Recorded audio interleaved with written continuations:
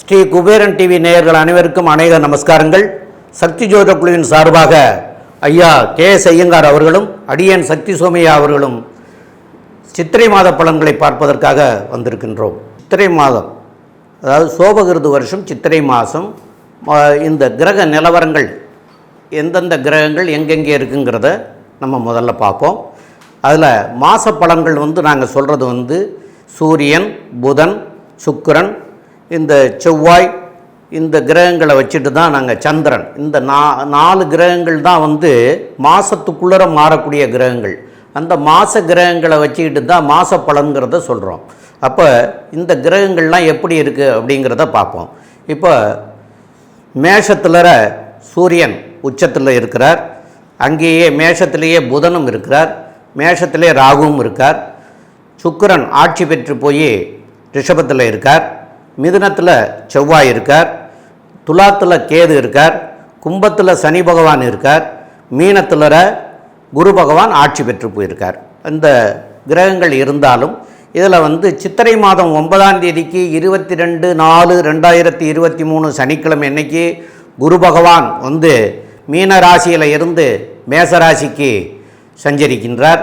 அதாவது குரு அதை என்னன்னு சொல்லுவாங்கன்னு கேட்டிங்கன்னா குரு பெயர்ச்சி அப்படின்னு சொல்லுவாங்க. அந்த குரு பெயர்ச்சியும் நடக்கிறதுக்கு இருக்கிறது இந்த மாதத்தில். அதேமாதிரி சித்திரை மாதம் 20ஆம் தேதி 3/5/2022 ரிஷபத்தில் இருந்து சுக்கிர பகவான் மிதுனத்துக்கு மாறிடுறாரு. அதேமாதிரி சித்திரை 29ஆம் தேதிக்கு ஆங்கிலத்துக்கு 12/5/2023 அன்னைக்கு கடகத்துக்கு செவ்வாய் வந்துடுறார். அதாவது மிதனத்தில் இருக்கிற செவ்வாய் கடகத்துக்கு வந்துடுறார். இப்போது இது கிரகங்கள் சஞ்சரிக்கிற நிலையை பற்றி, இந்த மாதம் சஞ்சரிக்கிற நிலையை பற்றி சொன்னேன். இப்போ ஐயா அவர்கள் சித்திரை மாதத்துக்கு என்னென்ன விசேஷங்கள் இருக்குங்கிறத பற்றி சொல்லுவாங்க. இப்போ சித்திரை மாதம் அப்படின்னு பார்த்தீர்களேனால் நம்மளுடைய தமிழர்கள் மூதாதையர்களை பார்த்தீர்களேனால் அவர்கள் 2 வகையாக பிரிச்சிருக்காங்க. என்ன அப்படின்னா, சூரியன் மூலியமாக சூரியன் ஒரு ராசியிலிருந்து அடுத்த ராசிக்கு போகக்கூடியதை சௌரமானம் அப்படின்னு சொல்லக்கூடிய மாதமாகவும், சந்திரன் சூரியனோட சேர்ந்து அமாவாசையோ பௌர்ணமி யோகத்தையோ, அதாவது 0 டிகிரிலையோ இல்லை 180 டிகிரிலையோ வரக்கூடிய காலகட்டத்தில் வரக்கூடிய மாதங்கள். அதாவது பார்த்தீங்களேன்னா நம்ம சௌரமானம் அப்படின்னு சொல்லக்கூடிய சூரியன் மாறக்கூடிய மாதத்தை எடுத்து செய்கிறோம். என்னென்னா, சூரியன் மீன ராசியிலிருந்து மேஷ ராசிக்கு பிரவேசிக்கிறத சித்திரை மாதம் அப்படின்னு கொண்டாடுறோம். நம்மளுக்கு பார்த்தீங்களேனால் தமிழ், பஞ்சாப் இந்த மாதிரியான ஸ்டேட்ஸில் இருக்கிறவங்க நம்மளுடைய மூதாதையர்கள் இதை வச்சு சௌரமானம் அப்படின்னு வச்சு சூரியன் போகக்கூடிய விஷயத்தை வச்சு நம்ம பண்ணிட்டு இருக்கோம். இதே சந்திரமானம் அப்படின்னு சொல்லக்கூடிய சூரியனும் சந்திரனும் அமாவாசை யோகம் வந்ததுக்கு அடுத்த நாள், அதாவது பிரதமையில் மாதம் பிறகுறது. இது யார் யாருக்குன்னு பார்த்துடையானால் கர்நாடகா, அதை தவிர ஆந்திரா, இவாளெல்லாம் பார்த்துடையானால் சூரியனும் சந்திரனும் பங்குனி மாதத்தில் அமாவாசைக்கு அடுத்த நாள் பார்த்தீங்கன்னா பிரதம வரும். அந்த பிரதமையே அவள் மாத பிறப்புன்னு வச்சு அவள் வருஷத்தையும் 12 மாதம் முடிஞ்சதுனால பங்குனியிலேருந்து சைத்திர மாதம் அப்படின்னு கொண்டாடுவாங்க. அது எப்படி சைத்திர மாதம்னு பேர் வருது அப்படின்னா, அந்த காலகட்டத்தில் வரக்கூடிய பௌர்ணமியினுடைய நட்சத்திரத்தை வச்சு தான் அந்த மாதத்தை டிசைட் பண்ணுவாங்க. இதுதான் ஒரு முக்கியமான வித்தியாசமாக நம்ம இப்போ எடுத்துக்கிறோம். இப்போ நம்ம சூரியன் போகக்கூடிய மாதத்தை வச்சு நம்ம சித்திரை மாதத்தை பார்க்குறோம். இது என்ன ஒரு பெரிய விசேஷம் அப்படின்னா, மொத்த சித்திரை மாதமுமே மிகப்பெரிய விசேஷமான நாட்கள். ஏன்னா சித்ரா பௌர்ணமி வருது, அக்ஷய திருதியை வருது, அதுக்கப்புறம் பார்த்தீங்கன்னா திருவாதிரை ஆதிரை நட்சத்திரம், ராமானுஜ ஜெயந்தி அப்படின்னு ராமானுஜர் இந்த உலகத்துக்கே ஒரு பெரிய மாற்றத்திற்கு ஏற்படுத்தி கொடுத்தவர். அவருடைய அவதார தினம் அப்படின்னு சொல்லக்கூடியது சித்திரை மாதத்தில் வருது. சித்திரை மாதம் ஆதிரை நட்சத்திரத்தில் வருது. இப்போ முதல்ல பார்த்தீங்கன்னா சித்ரா பௌர்ணமி 19ஆம் தேதி வருது. சித்ரா மாதம் பௌர்ணமி, அதாவது பௌர்ணமி யோகம்ன்றது மிகப்பெரிய யோகம். அதுலேயும் பார்த்தீங்கன்னா சூரிய பகவான் இந்த மேஷ ராசிக்கு 5ஆம் அதிபதினு சொல்லக்கூடியவர். அவர் 5ஆம் அதிபதின்றதுனால சிம்மத்துக்கு 9ஆம் இடத்துல உச்சம் பெறுறது ஒரு விசேஷம். சித்திரை மாதத்தில் உச்சம் பெற்று அந்த நேரத்தில் பௌர்ணமி வர்றதுனால சித்ரா பௌர்ணமி மிகப்பெரிய விசேஷம். இந்த சித்ரா பௌர்ணமி அப்படின்னு சொல்லக்கூடிய நாளில் எல்லா விதமான சுப விஷயங்களும் நடக்கிறது, எப்போவுமே இது பண்ணுறது. இந்த சித்ரா பௌர்ணமிக்கு அடுத்து பார்த்தேன்னா ஒரு முக்கியமான தினம் அப்படின்னா அக்ஷய திருத்தியை, மூன்றாவது நாள். அதாவது திருத்தியை அப்படின்றது மூன்றாவது நாள், அது வந்து அமாவாசைக்கு அடுத்து, சித்திரை அமாவாசைக்கு அடுத்த மூன்றாவது நாள் வந்து அக்ஷய திருத்தியை வருது.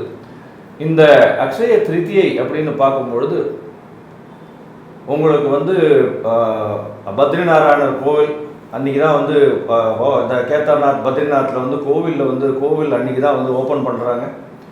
மிகப்பெரிய விசேஷம். அக்ஷய திருத்தியை அன்னைக்கு பார்த்தீர்களேனால் எந்த ஒரு பொருள் வாங்கினீங்கனாலும் அது வந்து சுபிட்சமாக இருக்கும். ஏன் அப்படி சொல்கிறோம் அப்படின்னா, மூன்றாம் நாள் அப்படின்றதுனால குரு பகவானுக்கு உகந்தது, மூன்றாம் எண் குரு பகவானுக்கு உண்டானது. அது தவிர குரு பகவானுக்கு உண்டான உலோகம்னு சொல்லக்கூடியது தங்கம். அதனால் தங்கம் வாங்கி கொள்றதுனால அன்னைக்கு வாங்கினீங்களேயானால் அதிகமாக சேரக்கூடிய வாய்ப்பு அப்படின்றது ஒரு பெரிய விசேஷமாக கருதப்படுறது. அதனால் அக்ஷய திருதியை மிகப்பெரிய ஏற்றத்தை கொடுக்கக்கூடிய நாள். சித்ரா பௌர்ணமி அப்படின்னு பார்த்தீங்கன்னா சித்திரகுப்தன் பிறந்த நாள். சித்திரகுப்தன் யார் அப்படின்னா யமதர்மராஜனுக்கு நம்மளுடைய பாவ புண்ணிய கணக்குகளை பார்த்து கொடுக்கக்கூடியவர் அப்படின்னு சொல்லக்கூடியவர். சித்ரா பௌர்ணமியில் பிறந்தவர். அதனால் வந்து அவர் வந்து எல்லா விதமான சரி தப்பு, அது கூட சரிக்கு உண்டான நல்லதுக்கு நல்ல பலன்களையும், தவறுக்கு உண்டான தவறான பலன்களுக்கு தவறான விஷயங்களையும் கொடுக்கக்கூடியவர் அப்படின்றது உங்களுடைய ஜென்மம் முடிஞ்சதுக்கு அப்புறம் வந்து அடுத்த ஜென்மத்துக்கு என்னென்னலாம் வந்து ப்ளஸ் மைனஸ்னு போட்டு அவர் வந்து இது கொடுத்துருவார். அந்த மாதிரியான அன்னைக்கு சித்ரா பௌர்ணமி அன்னைக்கு அவர் பிறந்ததாக அவர் வந்து இது பண்ணதாக கணக்கு. சித்ரா பௌர்ணமி அன்னைக்கு மீனாட்சி சுந்தரேஸ்வரர் கல்யாணம் நடக்கிறது, கள்ளழகர் வந்து இது பண்ணுறது, ஆற்றுல இறங்குறது, இதெல்லாம் வந்து ஒரு பெரிய விசேஷமான காலகட்டம். சித்ரா பௌர்ணமி அப்படின்னு பார்த்தேன்னா இந்த சித்திரை மாதத்தில் பார்த்தேன்னா கள்ளழகர் ஆற்றுல இறங்குறது, மீனாட்சி சுந்தரேஸ்வரர் திருக்கல்யாணம் நடக்கிறது. இதெல்லாம் எதுக்கு சொல்கிறோம் அப்படின்னா களத்திர தோஷம் அப்படின்னு, இது எப்படி ஜோசியத்துக்கு இதுவாகும்னா களத்திர தோஷம் அப்படின்னு சொல்லக்கூடிய தோஷம் இருக்கிறவா இந்த கல்யாணத்தில் கலந்துண்டாலும், இந்த கல்யாணத்தை பார்த்துட்டு வந்தாலும் அவளுக்கு களத்திர தோஷம் போகக்கூடிய வாய்ப்புகள் மிகவும் அதிகம். அதை தவிர களத்திர தோஷத்தினால் வரக்கூடிய பிரச்சனைகள் நிச்சயமாக கம்மியாகும் அப்படின்றதையும் வந்து ஜோதிஷத்தில் சொல்லியிருக்காங்க. இதற்கு மேலே பார்த்தீங்கன்னா ராமானுஜர் ஜெயந்தி 25/4/2023 அது வந்து ராமானுஜர் ஜெயந்தி. ராமானுஜர் அவர்கள் சித்திரை திருவாதிரை நட்சத்திரத்தில் அவதரித்ததாக சரித்திரம் இருக்கு. 1000 வருஷத்துக்கு முன்னாடியே வந்து பெரிய மாற்றங்களை செய்து கொடுத்த மகானவர்.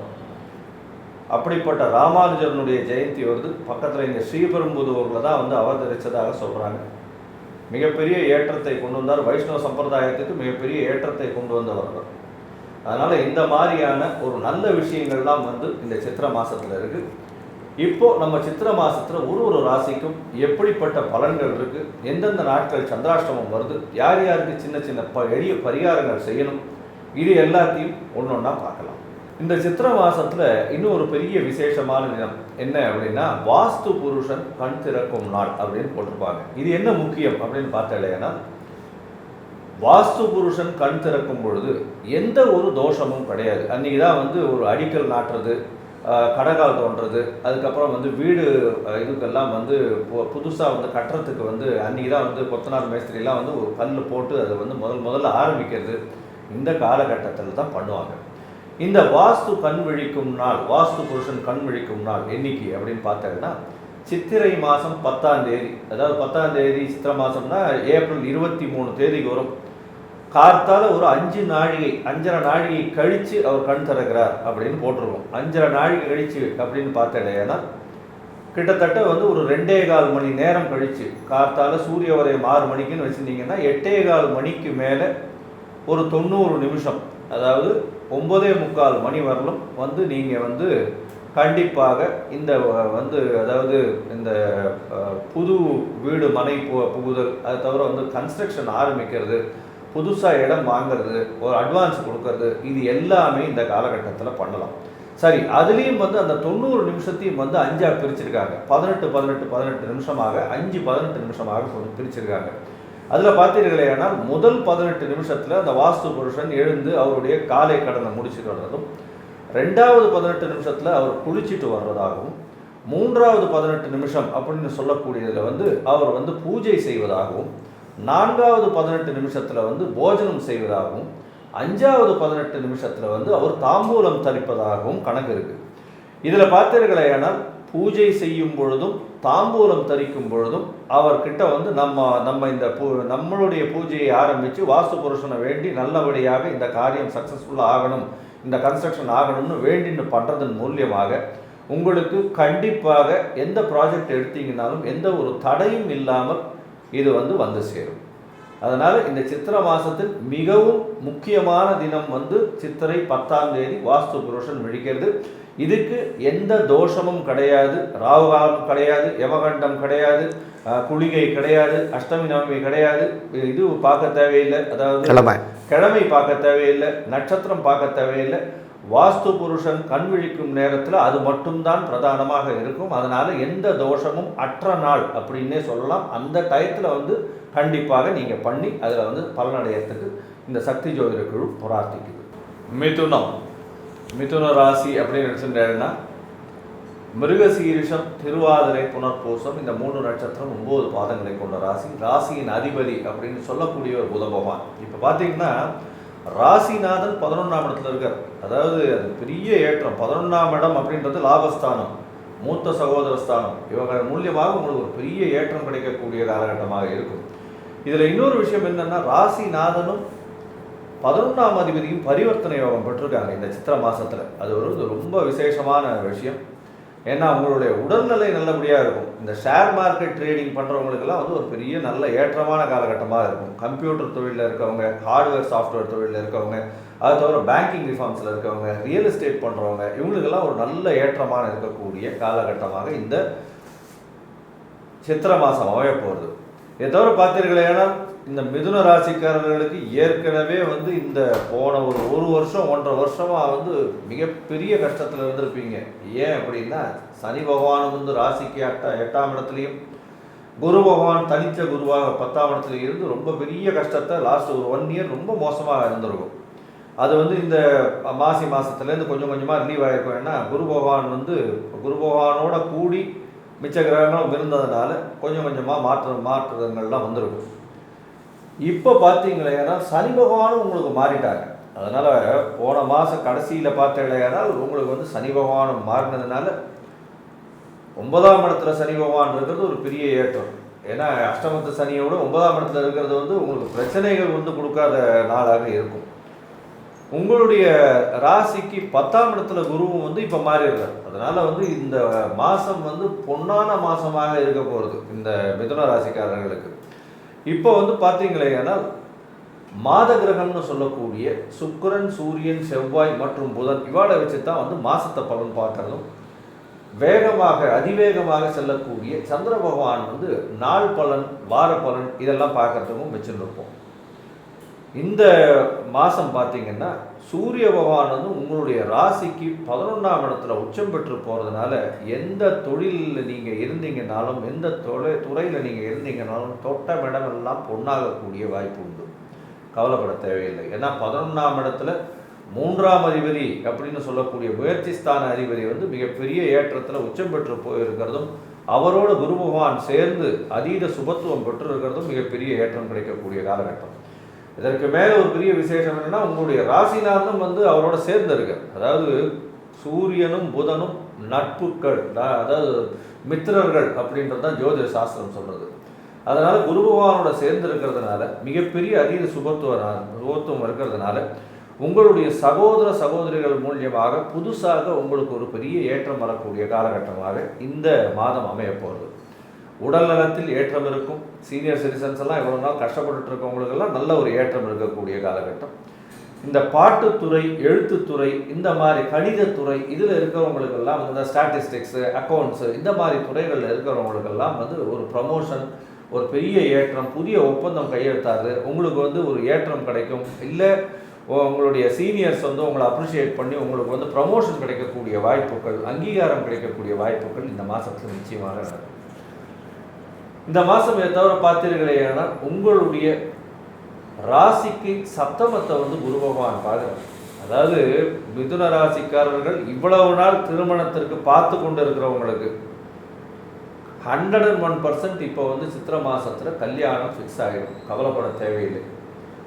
அதற்கு மேலே கல்யாணம் ஆன தம்பதியினருக்கு அவர்களுக்கு வந்து குழந்தை பாக்கியம் இல்லாதவர்களுக்கு இவ்வளோ நாளாக பார்த்தீங்களேனால் அபாஷன் ஆகிட்டே இருந்திருக்கும். ஏன்னா 5ஆம் இடத்துல தனித்த கேத்து வேறு இருந்திருக்காரு.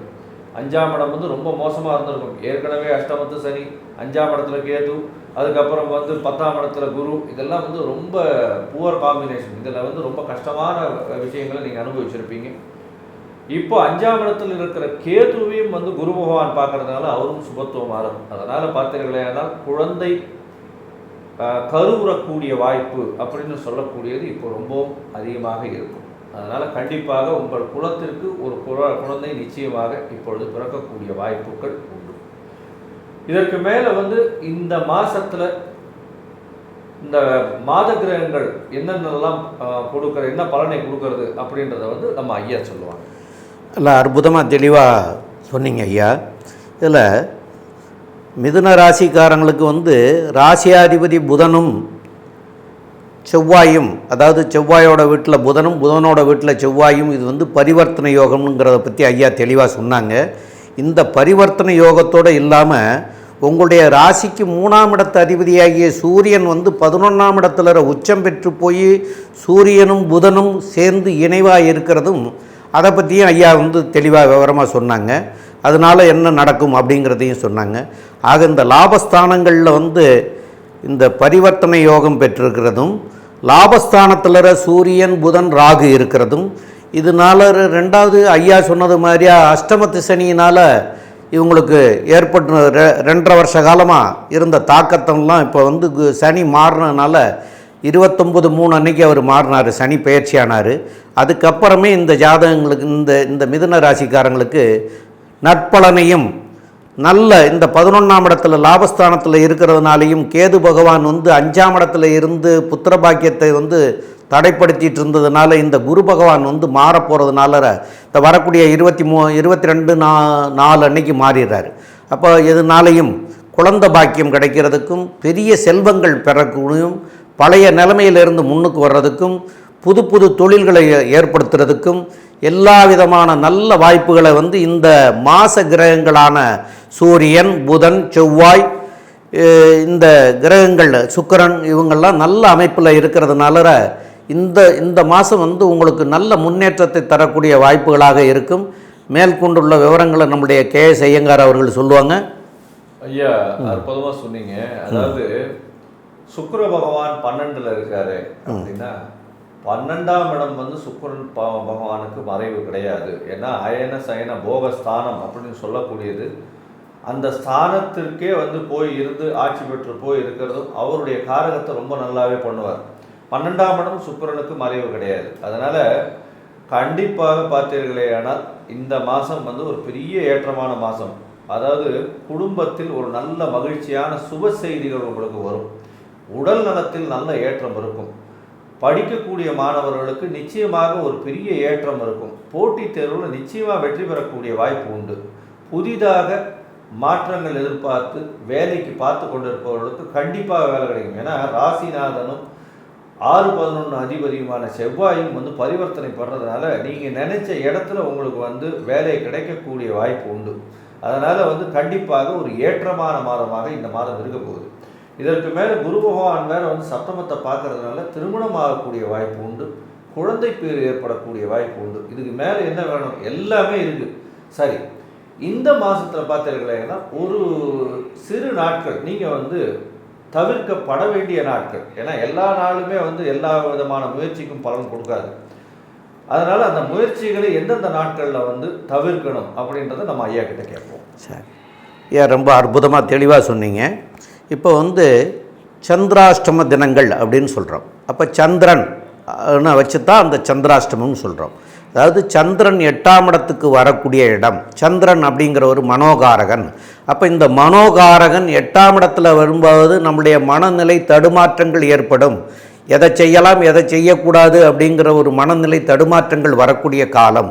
அப்போ இதில் என்னென்னு கேட்டால் புதிய முயற்சிகள் எதுவும் இருந்ததுன்னா செய்ய வேண்டாம் அப்படிங்கிறத நம்முடைய முன்னோர்கள் ரொம்ப தெளிவாக சொல்லிட்டு போயிருக்கிறாங்க. அப்படி தவிர்க்க முடியாத வேலைகள் இருந்ததுன்னா அதை செஞ்சுக்கிறதுக்காக சில பரிகாரங்கள்லாம் சொல்லியிருக்காங்க. அதுகளை பற்றி உள்ளதை நம்ம ஐயா சொல்லுவாங்க.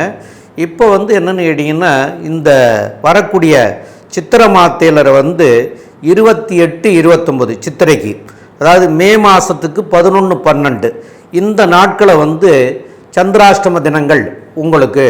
அப்போ இந்த சந்திராஷ்டம தினங்களில் புதிய முயற்சிகளை தவிர்த்துருக்குறங்க. புதுசாக எதுவும் ஈடுபட வேண்டாம். பழைய இது கண்டினியூவாக பண்ணிக்கிறலாம். பழைய இதுகளை புதுசாக தொடங்க வேண்டாம். எங்கும் வெளியூர் வெளிநாடு பயணங்கள் இருந்ததுன்னா அதை எப்படி செய்துட்டு பயணம் பண்ணணும், அவசியமாக போகத்தான் வேணும், டிக்கெட் எடுத்துட்டேன் அதை கேன்சல் பண்ண முடியாது அப்படின்னு இருக்கக்கூடிய சூழ்நிலையில் என்ன பண்ணினா போகலாம் அப்படிங்கிறத ஐயா தெளிவாக சொல்லுவாங்க. ஐயா அருமையாக சொன்னீங்க. அதாவது சந்திராஷ்டம தினங்கள் அன்னைக்கு மனக்லேசம் வரும், எடுத்த காரியத்தில் சிறு சிறு தடைகள் வரும், சரியான முடிவை எடுக்க முடியாத நிலைமை இருக்கும். அதனால் முடிஞ்ச வரணும் அந்த காலகட்டத்தை அவாய்ட் பண்ணுறது நல்லது அப்படின்றத சொல்கிறாங்க. ஒருவேளை நான் ஏற்கனவே புக் பண்ணி வச்சுட்டேன், வெளியூர் வெளி மாநிலம் வெளிநாட்டுக்கு போக வேண்டிய கட்டாயத்தில் இருக்குது, இப்போ என்ன பண்ணுறது அப்படின்னா, சந்திரனுக்கு உண்டான தானிய பரிகாரம்னு சொல்லக்கூடிய நெல் இல்லைன்னா அரிசி, பச்சரிசி ஏன் சொல்கிறேன்னா, புழுங்க வைக்கிறதுக்கு முன்னாடி எடுக்கிறது பச்சரிசி. அதனால் பச்சரிசி மட்டும்தான் நம்ம தானம் கொடுக்கறதும் நல்லது. இந்த பச்சரிசியோ நெல்லோ இது ரெண்டுத்தில் ஏதோ ஒன்றோ நீங்கள் அருகில் இருக்கக்கூடிய விநாயகர் கோவிலுக்கு சென்று விநாயகர் பெருமானை சேவிச்சுட்டு அவருக்கு இந்த இதுவை கொடுத்துட்டு, என்னுடைய சந்திராஷ்டம நாட்களில் தடைகள் இல்லாமல் கொஞ்சம் பார்த்துக்கப்பான்னு சொல்லிட்டு வேண்டிட்டு வர்றது ஒரு பெரிய ஏற்றத்தையும் மாற்றத்தையும் உங்களுக்கு நிச்சயமாக கொடுக்கும். பொதுவாக பார்த்தீர்களேனால், இப்போ ஒருவேளை நான் கிளம்பிட்டேன், இந்த நேரத்தில் என்ன பண்ணுறது சார் அதை சொல்லுங்கள் அப்படின்னா, உங்கள் வீட்டில் ஒரு கைப்பிடி அளவுக்கு பச்சரிசி எடுத்து ஒரு கர்ச்சீஃபில் கட்டி உங்கள் வீட்டில் சாமி சன்னதி முன்னாடி வச்சுட்டு போகிறது மூலியமாக சந்திராஷ்டமத்தின் தாக்கம் நிச்சயமாக குறையும் அப்படின்றத சொல்கிறோம். இந்த மாதம் பார்த்தீர்களேயானால், இந்த சித்திரை மாதம் நீங்கள் கண்டிப்பாக அருகில் இருக்கக்கூடிய மகாவிஷ்ணு கோவிலுக்கு சென்று, அதாவது வெங்கடேச பெருமாள் மகாலட்சுமி கோவிலுக்கு சென்று பெருமாளுக்கு துளசி மாலை போட்டு வழிபட்டுட்டு வந்தீங்களேயானால் உங்களுக்கு ஒரு பெரிய ஏற்றமும் மாற்றமும் இந்த மாதம் நிச்சயமாக வரும். ஏற்கனவே மிதுன ராசிக்காரர்களுக்கு நல்ல காலம்ன்றது பிறந்த ஆரம்பிச்சிருச்சு. இந்த மாதமும் சரி, இது வரக்கூடிய மாதங்கள் எல்லாமே ஒரு பொன்னான மாதமாக இந்த மிதுன ராசிக்கு இருக்க போகிறது அப்படின்றத இந்த சக்தி ஜோதிட குழு சொல்கிறது. நன்றி, வணக்கம். ஸ்ரீ குபேரன் டிவியை பார்த்தமைக்கு நன்றிகள். மேலும் இது போன்ற தகவல்களை தெரிந்து கொள்ள ஸ்ரீ குபேரன் டிவியை சப்ஸ்கிரைப் செய்யுங்கள். மறக்காமல் பெல் ஐக்கானை கிளிக் செய்யுங்கள்.